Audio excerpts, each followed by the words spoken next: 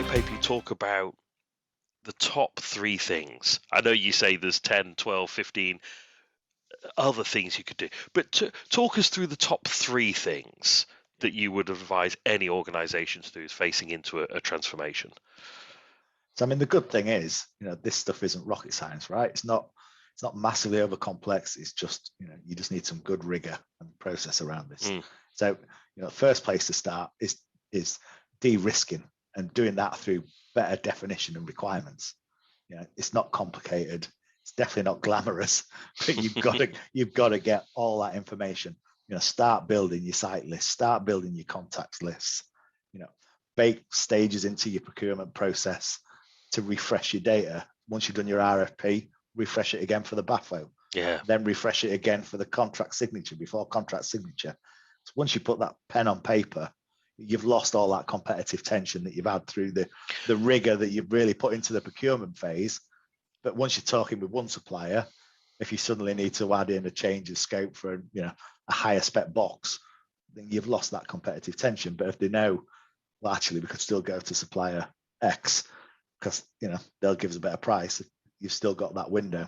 Yeah, and presumably, once you put pen to paper, the business case is fixed. You've by then told the CFO or the CEO, this is how much it's going to cost. This is how much money we're going to save. You can't then rock up later on and say, "Oh, I was wrong." Yeah. So again, getting that done pre-signature. Okay, yeah. Cool. I like that. And you're right. It ain't glamorous. It definitely ain't glamorous. No. But then once you've got those much more detailed set of requirements from a technical perspective, build in some proof of concept and value into it. Ideally before you sign the contract, or if not in the contract, once you signed it, a clause to get out if it doesn't work. Well, I was going to say, so the next point I know you're going to talk about is this kind of, passing the risk back to the supplier. Yeah. Presumably things like POC, POV, pilots, etc. They're great opportunities to say, if it doesn't work, to your supplier, if it doesn't work, that's on you. Yeah, totally. I mean, it's vital to pass on as much risk as possible. And when we say risk, what we're really talking about is cost, right? So you pass as much of that onto the supplier in the contract for things like, delays due to failure of POC testing, which we just talked about. Low-level designs taking longer than planned. All these things that we talked about earlier in the podcast was getting that contract protection in there. Protect yourself. So presumably, these aren't things you can think about a week before you sign your contract. You need to be planning from the day you start your procurement. You need to have the deployment in your mind. Yeah. And start these parallel processes. Yeah, you're absolutely bang on there.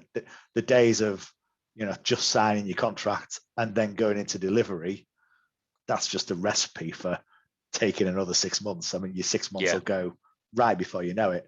You got 3 month lead time on big circuits anyway. Yeah, you can do a lot of work in that time, but it takes longer than that to build, design, test. Yeah. It's definitely taking longer to do those things. And the information gathering, again, you can't place your order with a lot of vendors now until you've got all this information. Yeah. And again, they've got a get out of jail free card on any delivery. If you haven't given them those prerequisites, they'll just sit back and go, if you haven't got your site list, that's fine. We can't place an order and tell us, who we can contact in site in Azerbaijan. You need all that information. Yeah. So definitely start that, delivery phase while you're in the procurement phase. Yeah. It's absolutely fascinating.